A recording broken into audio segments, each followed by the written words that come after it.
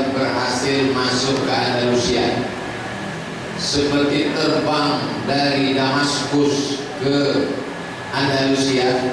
Kalau saya sebut Andalusia, sebagian orang tak tahu. Pas saya sebut Real Madrid, Barcelona, ajulah dia. Lalu kemudian dia pun masuk ke sana, menonggakkan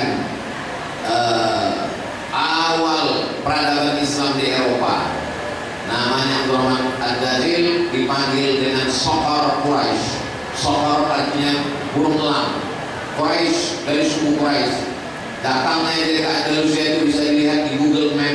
Coba lihat dari Damaskus, Suriah, menyeberang ke Laut Merah, masuk ke Mesir, Libya, Tunisia, Aljazair, Maroko, menyeberang ke Andalusia. Lalu mereka membuat peradaban Islam selama 700 tahun. Kalau kita ada kajian membaca kitab Al-Hikam, ditulis oleh Imam Ibn Athaillah Sakandari. Imam Ibn Athaillah punya guru namanya Imam Abdul Abbas Al-Mursi. Mursi itu diambil dari kata Mursia. Mursia di Indonesia. Kalau kita baca tafsir hukum-hukum Islam, nama kitab tafsirnya Al-Jami' li Ahkamil Quran, ditulis oleh Imam Al-Qurtubi. Qurtubi itu diambil dari kata Cordova. Kalau kita membaca kitab-kitab tasawuf Ibnu Arabi lari dari Andalusia, meninggal di Damaskus, Suriah. Jadi peradaban luar biasa. Sampai hari ini masjid-masjid tetap tegak berdiri, tapi tertulis di dalamnya forbidden for praying, tidak boleh sholat, karena dia hanya menjadi cagar budaya, hanya masa lalu saja. Tumbang Islam di Andalusia. Lalu kemudian datang seorang anak muda bernama Muhammad Al-Fatih, menguasai Konstantinopel, dan kota itu dirubah menjadi kota Islam bernama Istanbul. Jadi masing-masing sudah dapat jatah. Orang Andalusia sudah, orang Turki sudah, orang Quraisy Abu Bakar, Umar, Utsman dan Ali sudah. Bagaimana dengan orang Kurdi? Salahuddin Al-Ayyubi itu orang Kurdi sudah. Yang belum dapat arisan orang Indonesia.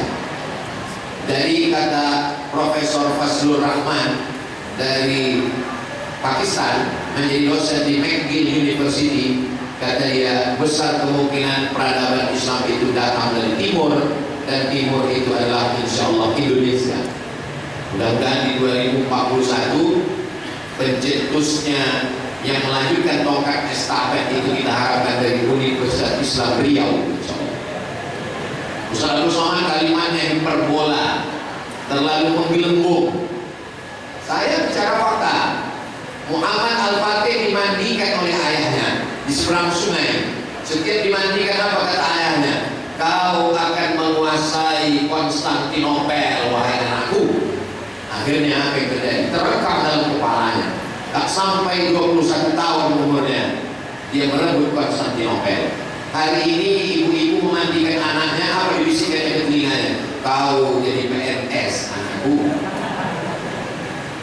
Jadi PNS tidak masalah, tidak apa-apa.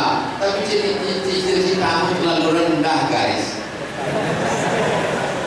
Coba sampaikan ke anak kita, kau akan jadi orang pertama yang mengumandangkan azan di Menara Eiffel, wahai anak. Kau akan jadi imam di Islamic Center Washington, anakku. Sudah ada terlambat Imam Samsi Ali, orang Makassar, Sulawesi, tamat dari IIU, International Islamic University. Akan ada di antara adik-adiknya yang menjadi dosen di Harvard University. Jadi cita-cita itu memang mesti tinggi. Saya dulu waktu sekolah di Air Molek di Negeri Hulu, di buku-buku saya itu semua saya tulis Profesor Dr. Abdul Somad, Profesor Dr. Abdul Somad. Berbisik kawan saya sebangku di sebelah, "Man, jangan kau tulis lagi. Aku takut kalau tak tercapai kau gila." Sampai sekarang saya tak gila, saya sehat. Jadi kalau dibandingkan nanti ke depan, mana yang kita bangun? Nabi membangun nilai tanpa ada bangunan fisik, berhasil. Tapi saat ini tak mungkin tanpa fisik. Dan sesungguhnya fisik sudah terbangun, jalan segala macam sudah terbangun. membangun fisik ini memang kebutuhan atau hanya memang proyek? Nah, itu lagi ditanya. Sejauh apa keperluan masyarakat Medan untuk melewati tol dari tebing tinggi Delhi menuju Medan Sumatera Utara, sehingga semua pedagang dodol mencampakkan dodolnya ke tengah jalan karena tak ada lagi yang mampir? Seperlu apa kita membangun pintu tol sehingga orang mencari kerja tak ada karena semua dilayani oleh mesin? Padahal kita masih banyak perlu pekerjaan. Kenapa tidak dibicarakan dulu kepada otaknya yang ada di kampus? Kenapa diputuskan hanya sekelompok politikus? Di mana peran kampus? Lalu kemudian kedua dari Adinda Sipian dari Lombok. Dengan modernisasi, apakah iman juga ikut tergerus? Jadi ada sebagian adik-adik mengatakan, saya ini mau usah nakal ini karena hidup zaman sekarang. Kalau saya hidup zaman dulu mungkin baik. Oh, kalau hidup zaman Nabi mungkin ikut Abu Lahab. Kalian tahu kan? Di zaman Nabi itu WTS di depan rumahnya dipasang bendera putih. Jadi asal nampak bendera putih itu berarti WTS.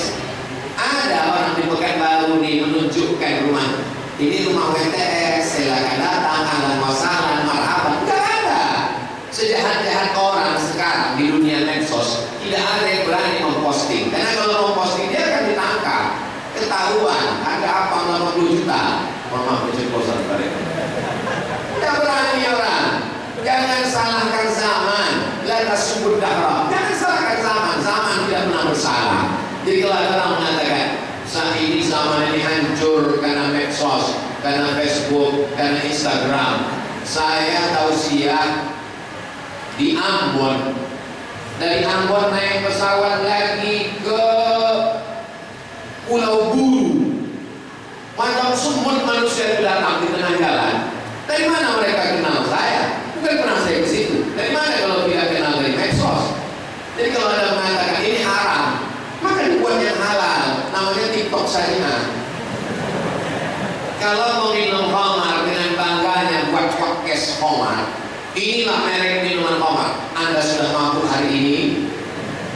Pezina dengan bangganya buat podcast zina, serial zina. Tanya, kamu sudah pernah zina sama ayah? Kenapa adik-adik yang berprestasi tidak bangga membuat podcast? Jadi kalau zaman dulu ada lomba musabaqah tilawatil Quran, nanti menyambut tahun baru hijrah, adik-adik di UIR musabaqah vlog, musabaqah Instagram. Siapa yang paling banyak followernya? Nanti saya bantu endorse insyaallah. Masalah royaltinya nanti kita bicarakan. Keimanan tidak rusak karena Islam tidak mengatur kau mau naik apa, mau naik pesawat, mau naik private jet, mau naik mobil sport, sholat tetap 5 waktu. Kalau kau musafir tetap jamak qashar, jamak takbir, jamak takhir. Sholat iman. Islam tidak bertentangan dengan peradaban. Masjid ini punya kubah, betul. Ada zaman Nabi, masjid Nabi pakai kubah. Tidak ada. Jadi kalau pakai kaidah, kalau tidak ada zaman Nabi berarti bid'ah. Ini kubah ini bid'ah. Tidak ada kubah zaman Nabi. Kubah ini dibuat oleh Kaisar Bizantium, namanya Bizanti. Dia buat kerajaan Bizantium Romawi. Ketika Islam sampai ke Romawi, mereka lihat kubah bagus. Apa bagusnya kubah? Kalau ada kubah yang melengkung, tak ada tiang di tengah. Makanya kalau kubah tak ada tiang di tengah, yang tidak ada di tengah bagus, sok tidak putus. Tidak ada ulama menentang kubah.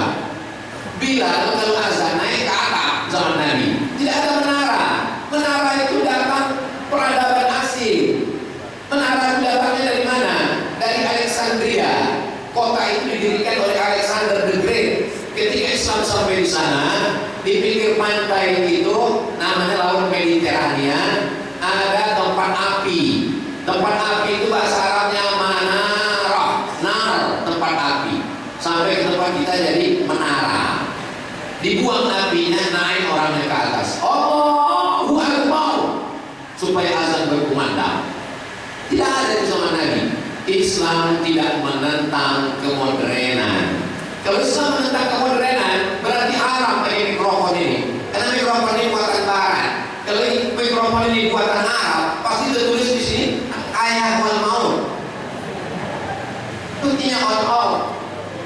Islam tidak mengharamkan. Makanya pertama kali mikrofon masuk ke Masjidil Haram, ulama-ulama Saudi Arabia sangat saklek, sangat kaku. Gak boleh pakai mikrofon, karena mikrofon bid'ah, wa kullu bid'atin dhalalah, wa kullu dhalalatin finnar. Yang mengharamkan itu didatangi oleh Syekh Muhammad Mutawalli Asy-Sya'rawi, ulama besar Al-Azhar. Datangnya dijumpainya ulama yang mengharamkan itu. Wahai Tuan Syekh, ya, kamu yang mengharamkan mikrofon. Betul. Kebetulan Tuan Syekh itu sedang baca Quran pakai kacamata. Kata Syekh Muhammad Mutawalli Asy-Sya'rawi, "Hadza mukabbirus shaut wa hadza mukabbirus surah." Ini pembesar suara, ini pembesar gambar. Kenapa ini halal, kenapa itu haram? Kau dipakai loh. Kurang angka minum ya kak. Islam tidak bertentangan dengan kemodernan selama dia baik. Tapi jangan gara-gara Islam dengan kemodernan adik-adik yang kos di sekitar UIR tak ada yang datang ke masjid. Kalau ditanya ke masjid, ada adik-adik UIR itu sholat kemari? Enggak Pak Ustaz. Kenapa? Karena menurut mereka cukup sholat berjamaah di kamar asal dengar takbirnya cukup. Itu namanya mencari pembenaran. Sedangkan kita belajar untuk mencari dari Fernando. Bagaimana orang yang sakit keras tak bisa tegak, duduk, tak bisa duduk, berbaring miring ke arah kiblat, kepala dari utara, kakinya di selatan, miring ke kiblat. Miring tak bisa, terlentang pakai isyarat mata. Allahu Akbar, Allahu Akbar, Allahu Akbar. Tak juga bisa, kita sembahyangkan. Sholat tak bisa diganti. La kafarata laha illa dzalik. Tak bisa ke toilet pakai pampers. Bolak-balik tak bisa dijamak tapi tak kosor. Karena kalau kosor mesti ada 89 km. Kalau tidak kosor, tidak musafir, maka jamak saja tidak kosor. Jadi sholat dia sebelum azan subuh bersihkan, setelah terdengar suara azan pakaikan pampers, wudukan, sholat subuh. Nanti setelah azan zuhur, jangan sebelum azan. Kalau sebelum azan kencing dia tak bisa buat sembahyang. Kalau udah bersih, pakai pampers, menetes setelah azan, mampuan dulu. Sama macam orang istihadah. Nama istilah fikihnya sulusul baul. Sulusul rantai, baul kencing. Sulusul baul kencing berantai, menetes tak putus, keran rusak.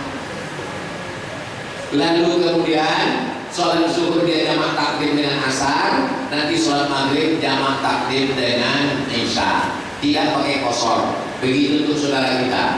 Kata dokter tak boleh kena air, suruh dia tayamum. Tak bisa pakai debu, pakai mazhab Maliki, pakai batu, bawa batu gilingan, basuh dulu. Nanti boleh mantonya. Nah, usah banyak kabel-kabelnya tak bisa sampai ke siku, pakai mazhab Maliki. Tayamum mazhab Maliki cuman sampai pergelangan tangan.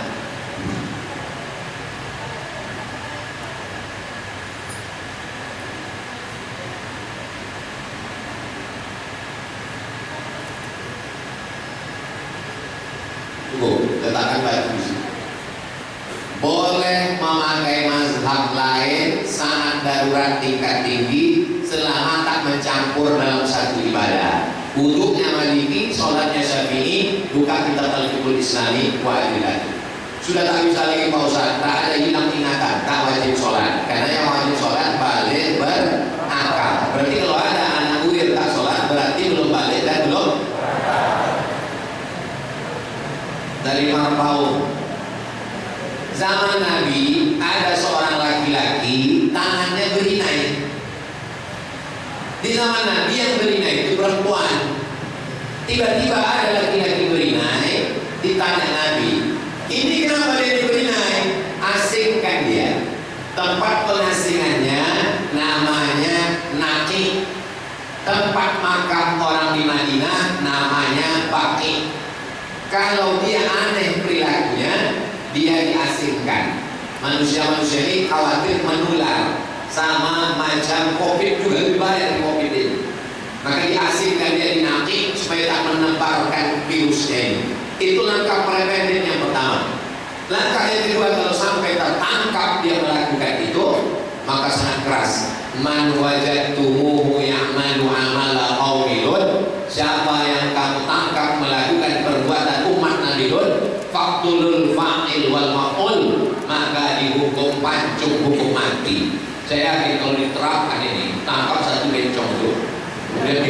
langsung di depan stadion, maka semua yang bencong-bencong sehat. Begitulah hebatnya syariat Islam.